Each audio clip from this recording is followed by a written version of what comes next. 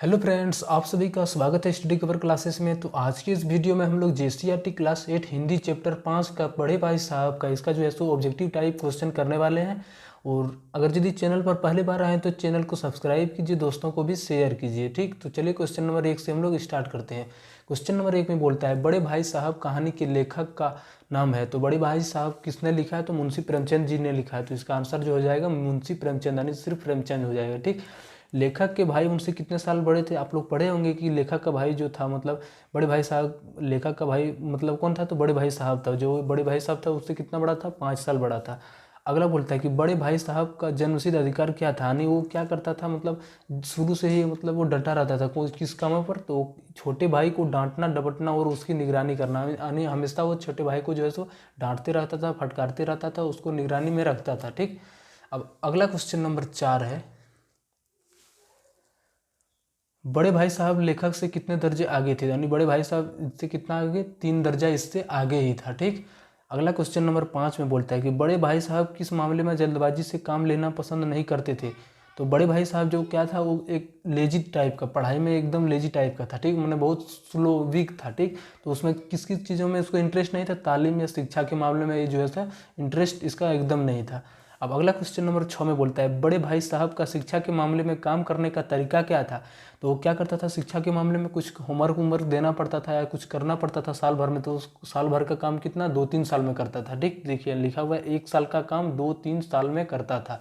बहुत ही लेजी था, बहुत ही वीक था, कमजोर था, जिसको बोल सकते हैं पुअर था। ठीक, अगला बोलता है लेखक अर्थात छोटे भाई को शालीनता किसमें थी? तो बड़े भाई के आदेश को। ठीक, ये हमेशा इसका जो है सो मानता भी था और बड़े भाई भी उसको हमेशा फटकारते और डांटते ही रहता था। अब अगला क्वेश्चन नंबर 8 में बोलता है कि बड़े भाई साहब का स्वभाव कैसा था? तो वो कैसा था? उसका स्वभाव अध्ययनशील था। ठीक, अब अगला क्वेश्चन नंबर 9 पर आते हैं। आप लोग इसको कॉपी पर नोट कीजिएगा, ये सब बहुत ही इंपॉर्टेंट होने वाला है आपका एग्जाम के व्यू से।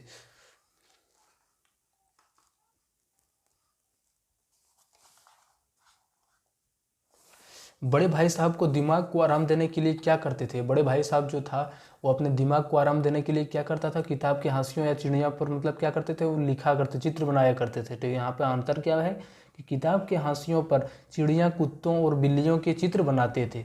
अब अगला क्वेश्चन नंबर 10 है, लेखक का मन किसमें नहीं लगता था? तो लेखक का यानी बड़े भाई साहब का जो है सो छोटा भाई जो था, वो लेखक का जो था उसको पढ़ने में एकदम इंटरेस्ट नहीं था, वो पढ़ना ही नहीं चाहता था। ठीक, अगला बोलता है लेखक के प्राण कब सूख जाते थे? यानी उसका प्राण कब सूख जाता था? तो कब सूख जाता था? तो जब जब कमरे में अपने बड़े भाई साहब का रुद्र रूप देखते थे।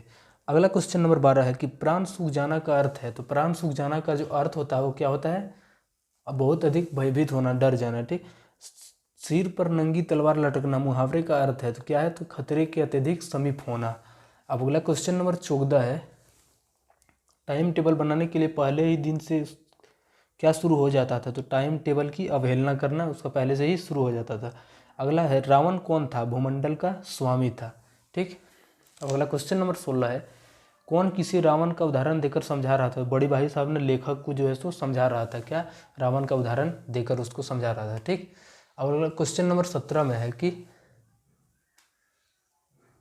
लेखक को कौन सा नया शौक पैदा हो गया? तो कनकोवे उड़ाने का जो है सो उसको नया शौक पैदा हुआ।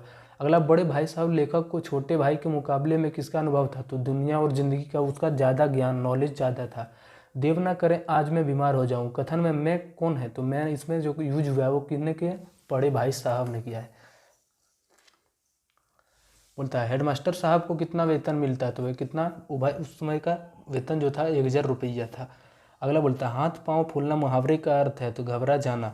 अगला क्वेश्चन नंबर 22 है कि दांतों पसीना आना मुहावरे का अर्थ है। तो उसका जो अर्थ होता है अत्यधिक परिश्रम करना, ज़्यादा मेहनत करना।